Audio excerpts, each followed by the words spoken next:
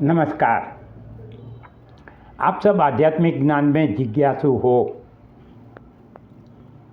आपको भी ये लगता है कि ये सांसारिक जीवन के साथ साथ मैं आत्म ज्ञान की भी प्राप्ति करूं। इस संबंध से आपका सबका इस चैनल पर स्वागत है। आज हम वो किताब के बारे में, वो ग्रंथ के बारे में बात करेंगे जिसको हाथ में लेके सुप्रीम कोर्ट तक सौगंध ली जाती है, शपथ लिए जाते हैं। वो है भगवत गीता। भगवत गीता क्यों कही गई, उसका उद्देश्य क्या है, वो सब हम आज इस चर्चा में देखेंगे। वैसे भगवत गीता महाभारत जो ग्रंथ है उसका ही एक अंग है, मगर फिर भी उसको महत्व क्यों दिया गया है वो आपको मैं बताता हूँ। कि हमारे ऋषि मुनियों ने, अथवा तो आप ऐसे कहिए कि आज तक 5000 साल से आज तक हमारी जो विचार सरणी रही है, हमारी फिलॉसॉफी रही है, कितने भी आक्रमणखोर इस देश पे हमले किए, आए, खून आए, कुषाण आए, मुसलमान आए, क्रिश्चियन आए, सब आए, फिर भी हमारी जो विचारधारा है वो नहीं बदली है। क्यों नहीं बदली है? क्योंकि हमारे हिंदुस्तान में, हमारे भारत देश में, हम लोगों में वेदों की जो विचारधारा थी वो विचारधारा हमारे खून में बह रही है। और वेदों की विचारधारा जो थी, एक ही परमात्मा, वो विचारधारा को दर्शाने के लिए भगवान ने भगवत गीता कही है। वैसे युद्ध तो महाभारत का अर्जुन का था और अर्जुन को ही लड़ना था। भगवान कृष्ण ने तो पहले ही शर्त रख दी थी कि मैं युद्ध में भाग नहीं लूँगा, न मैं हथियार हाथ में लूँगा। तो भगवान ने अर्जुन की प्रार्थना से भगवान ने अर्जुन के सारथी, रथ के सारथी होने का स्वीकार किया। अब अर्जुन पहले तो उत्साही था युद्ध करने के लिए, अपना बदला लेने के लिए, और युद्ध में आ भी गया। मगर जैसा वो युद्ध में आया, अपने सामने अपने प्रियजनों को और वंदनीय लोगों को देखा, वो मोह कलील में चला गया। उसको मोह लग गया, और मोह लग जाने से क्या हुआ, जो इमोशंस है, भावनाएं हैं, इन्होंने मन पर कब्जा ले लिया। मन का मतलब बुद्धि। मन के अंदर भावनाएं उठती है और वो भावनाओं को कंट्रोल करने का काम विवेकमय बुद्धि करती है। और विवेकमय बुद्धि वही हमारा सारथी है, भगवान कृष्ण। तो अब क्या करें? मगर अर्जुन श्रद्धालु आदमी था। उसने सोचा कि मुझे ये समझ में नहीं आता है कि युद्ध करने में मेरा कल्याण है या युद्ध नहीं करने में मेरा कल्याण है। तो एक बार मैं अपने सारथी, अपने मित्र, अपने वंदनीय, जिसके शरण में मैं आया हूँ, क्योंकि उसने पहले ही आगे कह दिया है, साधि त्वाम माम प्रपन्नम, कि मैं आपके शरण में हूँ, आप मुझे मेरा कल्याण मार्ग बताइए। तो अब भगवान को उसने पूछ ही लिया है, तो भगवान को उसने पूछा कि मुझे मेरा कल्याण मार्ग बताइए। और भगवान ने भगवत गीता कहने की शुरुआत की। भगवान ने सोचा कि उसको मुझे उसने उत्तरदायित्व दिया है कि उसको उसका कल्याण मार्ग में बताऊं। मगर भगवान कृष्ण भी आखिर में तो भारत की धरती पर ही पैदा हुए थे और उनकी विचारधारा भी वेदांत की ही विचारधारा रही है। वेदांत किसको कहते हैं वो मैं आपको जस्ट थोड़ी इन्फॉर्मेशन दे दूं कि जो हमारे 4 वेद है उसमें कर्मकांड भी है, उपासना कांड भी है, बाकी की विधियां भी है, और अंत में जाके ज्ञान योग के लिए उपनिषदें हैं। उसको जो अंतिम भाग है उसको वेदांत, वेदवत्ता अंत वेदांत कहते हैं। उसमें आत्मा के बारे में ज्ञान दिया हुआ है, और वही हमारा सही में कहूँ तो ट्रेजर है, खजाना है, हमारे हेरिटेज का खजाना है, जो दुनिया में आपको कहीं भी नहीं मिलेगा, कितना भी मूल्य चुका दो नहीं मिलेगा। भगवान की विचारधारा भी वही थी, और भगवान वही ज्ञान मार्ग के बारे में बात करना चाहते थे। वैसे तो भगवत गीता में 18 अध्याय है, मगर उसमें पहला जो अध्याय है वो ज्ञान के बारे में नहीं है। उसमें तो 2 विशाल सैन्यों का वर्णन ही है, और लास्ट जो 18वां अध्याय है 18th चैप्टर वो उपसंहार है। उसमें भी कुछ ज़्यादा भगवान ने नहीं कहा है, जो कहा है आगे उसका ही रिपीटिशन हुआ है। भगवत गीता की वास्तविक शुरुआत 3रे अध्याय से होती है। अब आप मुझे पूछोगे कि आपने पहले अध्याय के बारे में बताया और 3रे कर्मयोग वास्तविक शुरुआत कहते हो, तो 2रे अध्याय का क्या? मेरे भाइयों बहनों, 2रा अध्याय भगवान ने वास्तव में कहूँ तो प्रस्तावना के रूप में दिया हुआ है। भगवान आगे क्या कहने वाले हैं, किसमें अर्जुन का कल्याण है वो बताना है, तो भगवान को प्रस्तावना तो रखनी पड़ेगी। और वो प्रस्तावना के मार्ग के लिए भगवान ने 2 मार्गों की चर्चा की है। एक सांख्य मार्ग यानी कि ज्ञान मार्ग, और एक कर्म मार्ग, योग मार्ग यानी कि कर्म मार्ग।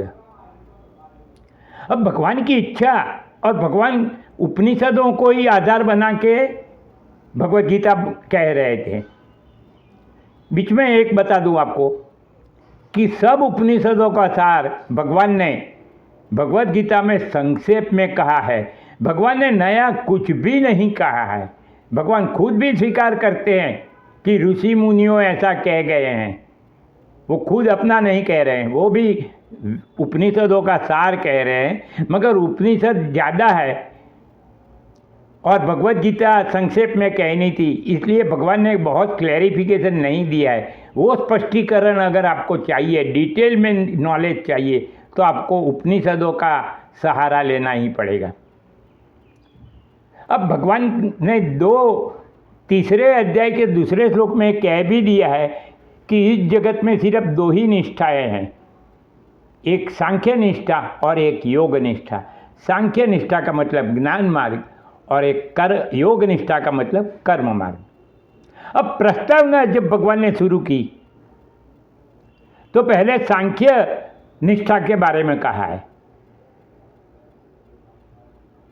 और बाद में कर्म निष्ठा के बारे में कहा है। मगर जब वास्तविक भगवत गीता कहना शुरू किया 3रे अध्याय में कर्मयोग से, तब पहले कर्मनिष्ठा यानी कि कर्मयोग के बारे में बात करी, और 7वें अध्याय से सांख्य निष्ठा यानी कि ज्ञान मार्ग की चर्चा की। ऐसा क्यों? ऐसा इसलिए कि ज़्यादातर लोग इस सृष्टि में, मतलब कि पृथ्वी पर, कर्म मार्ग में मानते हैं। कर्म मार्ग में मानते हैं और कर्मों को ही फाइनल और अंतिम ध्येय समझते हैं। इसलिए जब तक जीवन रहता है तब तक कर्मों में जुटे रहते हैं, और उनको ये भी पता है कि कर्म से कुछ मिलता है।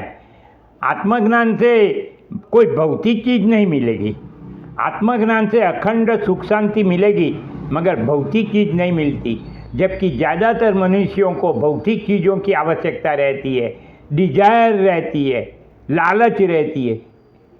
और कर्मयोग जरूरी भी है, क्योंकि जब तक चित्त की शुद्धि नहीं होगी तब तक हृदय में या और बुद्धि में आत्मज्ञान स्थिर नहीं होता। यानी कि आप ऐसा कह सकते हो कि कर्मयोग ज्ञान मार्ग पर चढ़ने की सीढ़ी है।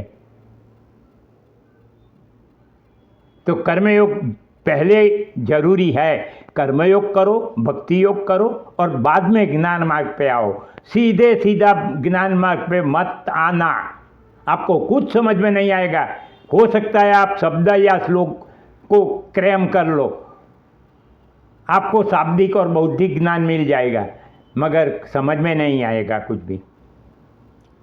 तो भगवान ने सांख्य योग से शुरू किया, दूसरे अध्याय की प्रस्तावना, और कर्म योग के बारे में 43 श्लोक के बारे में कहा। भगवान ने 16वें दूसरे अध्याय के 16वें श्लोक में ज्ञान मार्ग की शुरुआत की। ना सतो विद्यते भावो ना भावो विद्यते सत, और वहाँ से लेके 43 श्लोक तक सांख्य निष्ठा के बारे में बात की, और आगे भगवत गीता के दूसरे अध्याय के अंत तक कर्मनिष्ठा के बारे में बात की है। अब भगवान शुरुआत तीसरे अध्याय से करते हैं, कर्मयोग से, क्योंकि चित्त की शुद्धि करनी है। उसके बारे में हम कभी चर्चा करेंगे। मगर आज मैं एक सवाल पूछना चाहता हूँ। अगर जो कोई आत्मज्ञान का जिज्ञासु हो, कोई जानकार आदमी हो, वो अगर मुझे कमेंट बॉक्स में उत्तर देगा तो मैं उसको पर्सनल कोचिंग करूँगा। मैं घमंड तो नहीं करता, मगर फिर भी मैं इतना तो गर्व से कह सकता हूँ कि आत्मज्ञान के बारे में ऐसी कोई भी किताब नहीं है कि जो मैं नहीं पढ़ी, जिसकी अनुभूति मैंने नहीं की है। भगवान ने सांख्य योग की शुरुआत की, ना सतो विद्यते भावो ना भावो विद्यते सत, अविनाशी तु तम विद्धि ये न सर्वमिदम ततम करके। और उसके बाद में उन्होंने आत्मा के लक्षण कहे कि वो जन्मता नहीं है, मरता नहीं है, वो किसी को मारता नहीं है, वो किसी से मारा नहीं जाता है, भौतिक पंच महाभूत उसको स्पर्श नहीं कर सकते, वासांसी जीर्णानि, अरे नैनम छिद्दन्ति शस्त्राणि,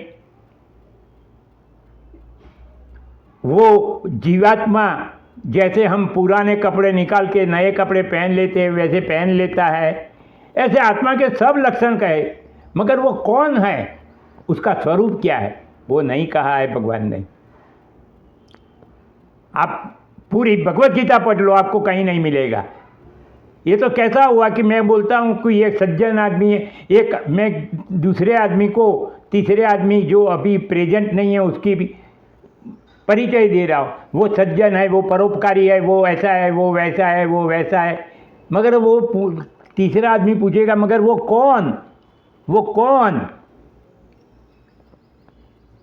तो अभी तक भगवान ने नहीं बताया। भगवान ने जाके 15वां अध्याय के 16वें श्लोक में थोड़ा बहुत स्पष्टीकरण किया है, मगर क्लियर कट नहीं दिया है।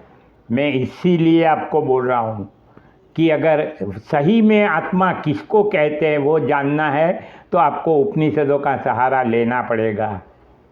आज लंबा वीडियो हो गया है, मगर फिर भी अगर आत्मज्ञान के जिज्ञासु हो तो मेरी इस चैनल को सब्सक्राइब करिए और अवश्य सुनिए। दिन के 24 घंटे में से मुझे 15 मिनट दे दो, मैं आपको आत्मज्ञान ऐसे ही सिंपल लैंग्वेज में सिखा दूंगा, करा दूंगा नहीं, जीवन मुक्त बना दूंगा। मैं कोई प्रवचन करता बाबा महाराज गुरु नहीं हूँ, मैं आपके जैसा संसारी हूँ। मगर संसार में रहकर ही जो आत्मज्ञान की प्राप्ति कर लेता है उसी को ही भगवत गीता कहते हैं, क्योंकि भगवत गीता में भगवान कृष्ण ने पूरी भगवत गीता में कहीं भी संसार छोड़ने की बात नहीं कही है। उल्टा कॉन्ट्ररी टू दैट भगवान ने अर्जुन को ये कहा है कि माम अनुस्मर युद्धश्च, मेरा स्मरण करता जा और युद्ध भी कर। मतलब हमें संसार में रहना है, संसार की समस्याओं से सामना करना है, भागना नहीं है। और फिर भी हमें चिंता, भय, टेंशन से मुक्त रहना है। भगवत गीता को समझो, आप भी समझोगे। दुनिया तो कहती है, आप भी समझ लो कि दुनिया के कोई ऐसा प्रॉब्लम नहीं है मानसिक कि जिसकी समस्या का उकेल, सॉल्यूशन भगवत गीता में ना हो, मिल जाएगा। तो आप खुद सब्सक्राइब करिए। आपके मित्र जो आत्मज्ञान के जिज्ञासु है, जिनको संसार जीवन की कठिनाइयों का एहसास होता है, उनको भी ये चैनल सब्सक्राइब करके कहिए। मेरी विनती है कि अगर आप मुझे 4-5 हज़ार कमिटेड श्रोता दोगे तो मैं आपको उपनिषद भी कहूँगा, योग वशिष्ठ भी कहूँगा, अष्टावक्र गीता भी कहूँगा, सब कुछ कहूँगा। आप सुनते रहिए और अगले वीडियो में मिले, तब तक मेरा नमस्कार।